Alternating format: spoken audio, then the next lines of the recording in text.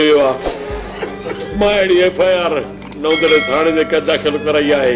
मुंहिंजो को बि तदारक न थियो आहे। जवाबदार इस्माइल मेतलो, जावेद मेतलो, मोहम्मद यूसुफ मेतलो घरनि पंहिंजनि में मोर्चा ॾी वेठा आहिनि। हर दफ़े मूं ते फेरिंगियूं कनि था। अॼु सुबुह सां फेरिंग थी आहे जेको मां नौदरे एस छॾे वियो आहियां उन मुंहिंजी NC दाख़िल करे मूंखे चई हलो तव्हांजो इंसाफ़ थींदो। अॼु ते मूंसां इंसाफ़ को बि न थियो आहे। मूंसां हेॾो ज़ुल्म आहे। मुंहिंजे पुट शहीद जा पुट हुने जंहिंखे मां मोड़ में न पंहिंजे हथनि सां बदिला आहिनि। जंहिंजो मां कुराड़ो पीउ नए जवान पुट खे कुरो ॾेई हलां न त नवां जवान पीउ कुराड़नि खे कुरो ॾेई हलंदा आहिनि। मूंसां अहिड़ो ज़ुल्म छो थियो आहे? मां केॾे वञा? मां वज़ीर आला खे अपील थो कयां त ख़ुदा करण पंहिंजे बचनि जे सदिके मुंहिंजे बचनि में को इंसाफ़ कयो।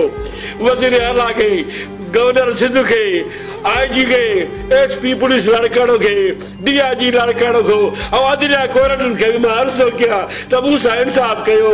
मुंहिंजे पुट जे खून जो इंसाफ़ कयो। मुंहिंजे पुट जे खून जो इंसाफ़ कयो। मुंहिंजे पुट जे खून जो इंसाफ़ कयो।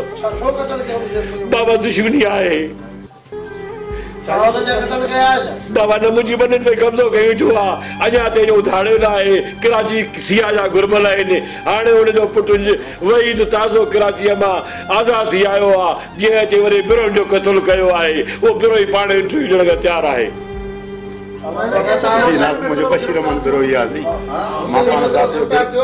हाँ गिरफ़्तार थियो आहे।